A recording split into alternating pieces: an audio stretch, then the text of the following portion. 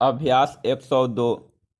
उपसभापति महोदय, यह बिल विरोध नहीं समर्थन के लायक है, और तो यह कहूँगा कि देर आयद दुरुस्त आयद। लेकिन हमारे मित्रों ने कुछ बातें बताई, जैसा कि भूपेश जी ने बताया कि जो आपने रजिस्ट्रेशन के लिए समय दिया है और न कराने के लिए दंड निर्धारित किया है, वह उपयुक्त नहीं है।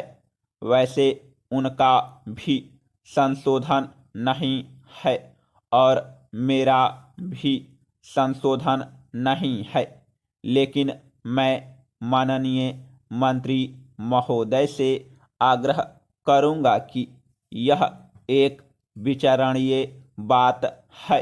बात छोटी है, लेकिन विचारणीय है, क्योंकि जैसा यह छोटा सा बिल है, वैसी ही सलाह भी छोटी सी है।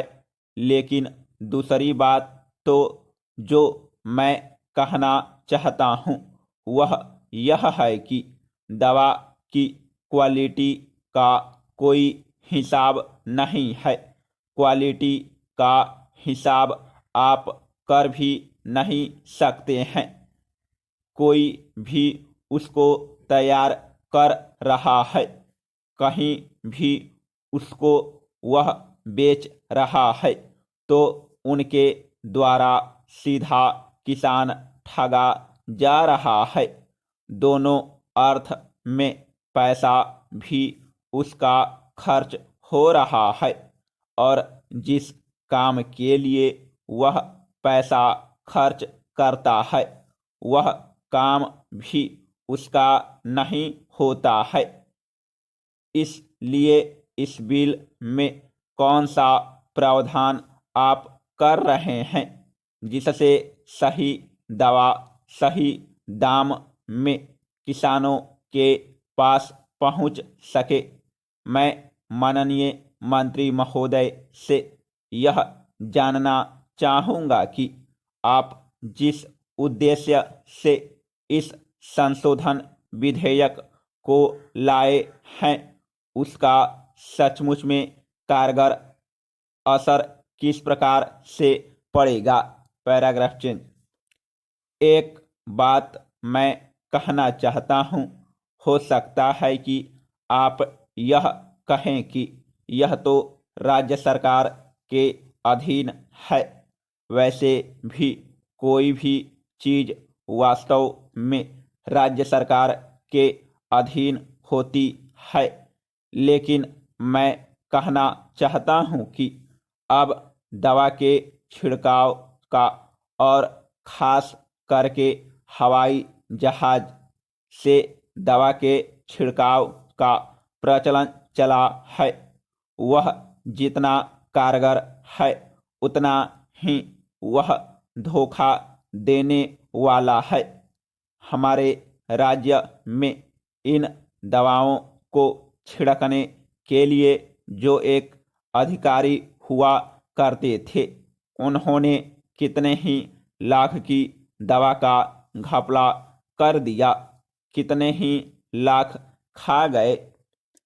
उनके ऊपर बहुत मुश्किल से कोई केस दिया चला। कोई छोटा मोटा आदमी उन पर केस चलाना चाहता है तो मंत्री से लेकर अन्य लोगों को वह पैसे से मिल सकता है। श्रीमान, जैसे कि आज एक प्रश्न आया खाद्य निगम के अध्यक्ष के बारे में, सब लोग यहाँ उपस्थित थे, लेकिन वे लोग चले गए और उनके उपस्थिति होते हुए भी वह प्रश्न पूछा नहीं जा सका। उनके खिलाफ इतना प्रदर्शन हो रहा है, लेकिन सरकार कुछ भी करने को तैयार नहीं है। संसद भी कुछ नहीं करती है।